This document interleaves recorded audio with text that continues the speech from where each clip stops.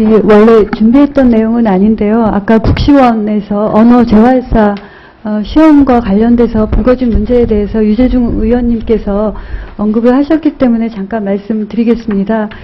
그 한국보건의료인 국가시험원은 이제 보건의료인에 대한 시험을 보는 것인데, 아까 이제 언어 재활사가 시험을 보는 과정 중에 문제가 생기다 보니 산업인력공단에서 시험을 보는 방안도 고려할 수 있다, 이런 언급을 잠깐 하신 것 같아요. 그런데 사실 언어 재활사는 준보건의료인이라고 할 수 있을 것 같거든요. 의료인은 의사, 치과의사, 한의사, 간호사, 주산사로 정의되어 있죠.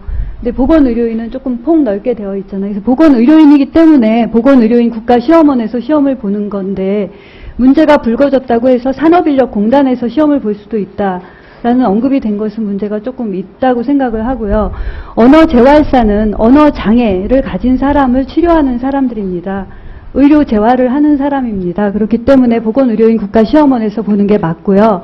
그 다음에 그 갈등이 있었던 것은 두 가지인 것 같은데, 특례시험 응시 자격에 대해서 요구가 있었던 것 같은데, 거기서 오해나 서로 요구하는 것이 좀 맞지 않는 과정 중에 시험 출제위원 추천에 있어서 의사가 들어가는 것에 대한 반대 문제를 제기했던 것 같고요. 저는 이런 문제가 제기됐을 때 그 직능 간의 갈등으로 복지부가 처리해서는 안 된다고 생각합니다. 그러시지 않겠지만 혹시나 해서 말씀드립니다.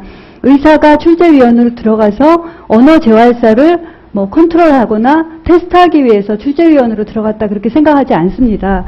언어 재활을 받는 사람들은 언어 장애 환자들이고, 어른들 같으면 뇌졸중으로 인해서 언어 장애 실어증이 생겼는데, 뇌의 어느 영역에 어떤 손상을 받아서, 어느 정도의 손상을 받아서 언어 장애가 생겼기 때문에 그 언어 이해가 떨어진다든지 표현이 떨어진다든지 어느 영역의 기능이 더 떨어진다든지 이런 것들을 신경 언어 재활의학과 전공 교수가 들어간다고 했거든요. 그런 면에서 언어 치료사, 언어 재활사들에게 강의도 하거든요. 그래서 강의를 하고 또 현장에서 언어 재활을 할 때 이런 부분을 응용할 수 있도록 기본적인 시험을 테스트하는데 같이 환자를 위해서 출제위원으로 참여하는 거라고 보고요.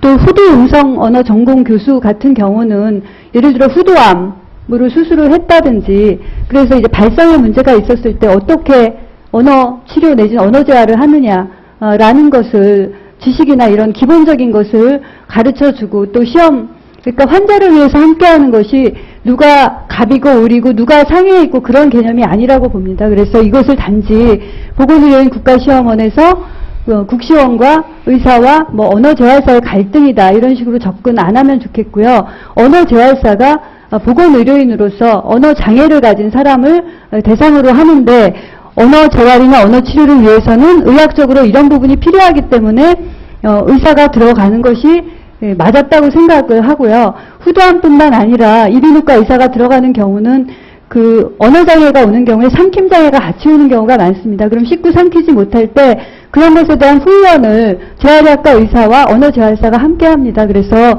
이런 부분을 복지부가 접근할 때 절대 직역 간의 갈등이다, 이런 식으로 접근하지 않았으면 좋겠다라는 차원에서 말씀을 드립니다. 그리고 한 가지 더 여쭤볼 게 있는데요.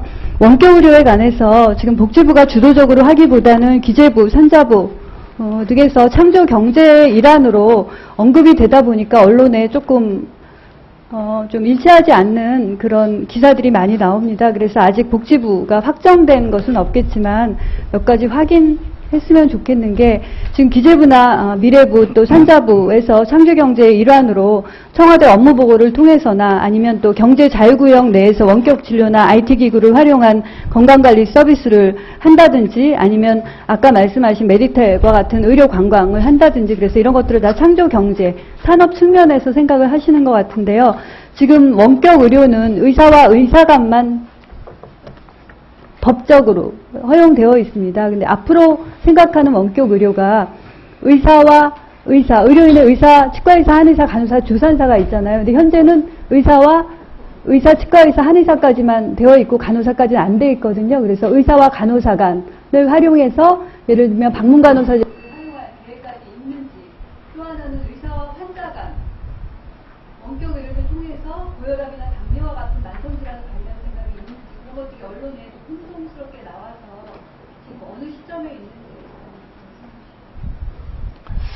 지금 그 원격 진료에 대해서 나와서 논의되는 부분에 아까 말씀하셨듯이 미래부나 뭐 이제 산업자원부 쪽에서는 주로 그 산업적 측면이 좀 강조돼서 우리가 이런 부분에 국가 경제에 부응해야 되지 않겠는데 부응에 많은 기여를 할 수 있는 분야다. 이게 우리가 보건의료 산업이 그런 면이 있고, 또 그런 산업적 측면을 너무 강조하다 보면은 아까 그 문정림 의원님 말씀하셨듯이 의료적인 국민건강적 의료적인 측면이 또 있는데 이 부분이 무시돼서는 안 될 것 같고요. 그래서 저희는 그런 산업적 측면도 충분히 고려를 해야 되지만 우선 국민건강적인 의학적인 게 의료법에 있는 거니까 그런 부분을 충분히 고려해서 결정을 해야 되겠습니다만은 많은 나라에서 원격 진료를 허용하는 방향으로 나가고 있고, 또 그것이 국민 건강 차원에서 오히려